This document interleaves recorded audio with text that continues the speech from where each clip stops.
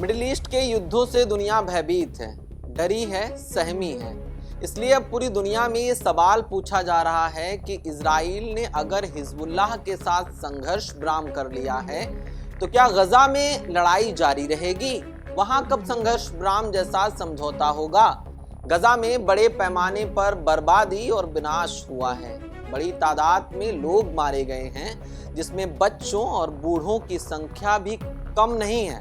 41,000 से ज्यादा फिलिस्तीनी इसमें मारे जा चुके हैं। इस युद्ध को 1 साल से ज्यादा हो चुका है। दरअसल इजराइल ने हमास के खिलाफ जबरदस्त कार्रवाई 7 अक्टूबर 2023 के बाद तब शुरू की, जबकि हमास के हमले में इजराइल के करीब 1200 नागरिक मारे गए, जिसमें इजरायली सुरक्षा बलों के अलावा आम नागरिक भी शामिल थे। साथ ही हमास ने 250 इजरायली नागरिकों को बंधक बना लिया था।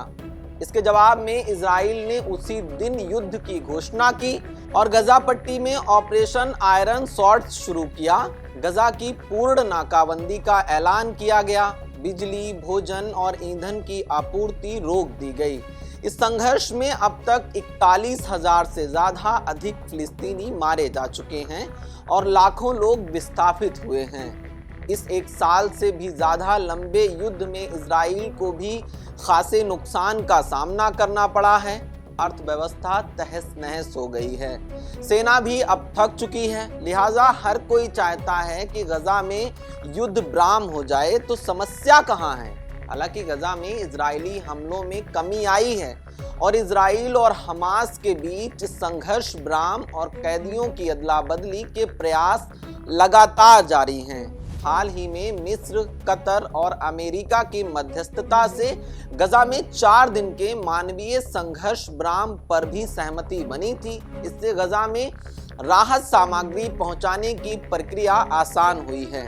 गजा में युद्ध विराम तक पहुंचने में कई अहम बाधाएं हैं, जो मुख्य रूप से इजराइल और हमास के बीच जटिल और राजनीतिक और सैन्य गतिशीलता के साथ साथ व्यापक क्षेत्रीय निहितार्थों के साथ जुड़ी हुई हैं। प्रधानमंत्री बेंजामिन नेतन्याहू का प्रशासन सहयोगियों के दबाव में है और हमास को किसी भी रियायत का विरोध करते हैं, जिससे युद्ध विराम पर सहमत होना आसान नहीं है। हमास चाहता है कि युद्ध विराम की स्थिति में इजराइल के सैन्य अभियान पूरी तरह खत्म हो जाएं और विस्थापित फिलिस्तीनियों की वापसी के लिए एक स्पष्ट रास्ता बनाया जाए। लेकिन इजराइल अपने सैन्य उद्देश्यों के लिए प्रतिबद्ध है, जिससे वार्ता जटिल हो जाती है।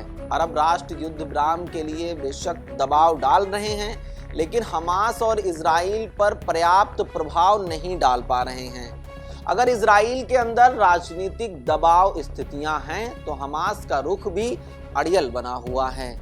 इजराइल ये भी मानता है कि अगर संघर्ष विराम के बाद गजा पर शासन करने के लिए फिलिस्तीनी प्राधिकरण को लाया जाए तो भी ये ना हो कि योजना विफल हो सकती है, क्योंकि हमास जल्द ही फिर से नियंत्रण हासिल कर लेगा।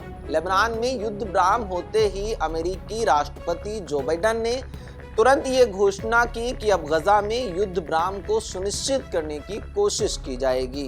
उनका प्रशासन उन शर्तों पर बातचीत करना चाहता है जिनमें हमास द्वारा पकड़े गए इजरायली बंधकों की रिहाई हो और साथ ही हमास को सत्ता से हटाया जाए। अमेरिका इस प्रक्रिया को सुविधाजनक बनाने के लिए तुर्की और कतर जैसे क्षेत्रीय भागीदारों के साथ मिलकर काम करेगा। ऐसा लगता है कि इजराइल के प्रधानमंत्री बेंजामिन नेतन्याहू हमास के साथ वार्ता पर अपना रुख बदलने से पहले ट्रंप के पदभार ग्रहण करने का इंतजार कर रहे हैं। हमास ने गजा में युद्ध विराम पर बातचीत करने की इच्छा जाहिर की है तो कैदियों की अदला बदली पर चर्चा को जल्दी शुरू करने का संकेत दिया है। लेकिन दिक्कत यह है कि वो इजराइल की शर्तों को एक्सेप्ट नहीं करना चाहते, इसे सिरे से खारिज कर देते हैं। लेकिन हिजबुल्लाह के साथ इजराइल के संघर्ष विराम समझौते के बाद यकीनन हमास पर भी दबाव बढ़ा है। हालांकि पिछले 1 साल में हमास को बहुत नुकसान हो चुका है। उसके दर्जनों कमांडर और हजारों लड़ाके मारे जा चुके हैं। हालांकि कुछ फिलिस्तीनी समूह मानते हैं कि 1 साल पहले अगर हमास ने इजराइल में भड़काऊ हमला नहीं किया होता तो गजा में ये बर्बादी कभी नहीं आती। ऐसा हो सकता है क्योंकि अब इजराइल अपनी लेबनान सीमा पर लगी बहुत सी सेना को वहां से हटाकर गजा में ला सकता है और हमास पर दबाव बढ़ा सकता है। हमास के नेता याह्या अल-सिनवार के मारे जाने के बाद खबरें आई थी कि हमास की 5 सदस्यीय परिषद कतर या तुर्की से काम कर रही है। अब ये कहां है इसका अंदाजा नहीं है। ऐसा बिल्कुल नहीं लगता, बल्कि इजराइल आने वाले दिनों में हमास की कमर और तोड़ने की कोशिश करेगा। साथ ही ये सुनिश्चित करेगा कि युद्ध विराम से पहले गजा में उसे शासन सौंपे जहां हमास के दखल की कोई संभावना नहीं रहे। लेकिन 2 राष्ट्रों के मुद्दे पर इजराइल का खामोश रहना अपने आप में बहुत कुछ बयां करता है।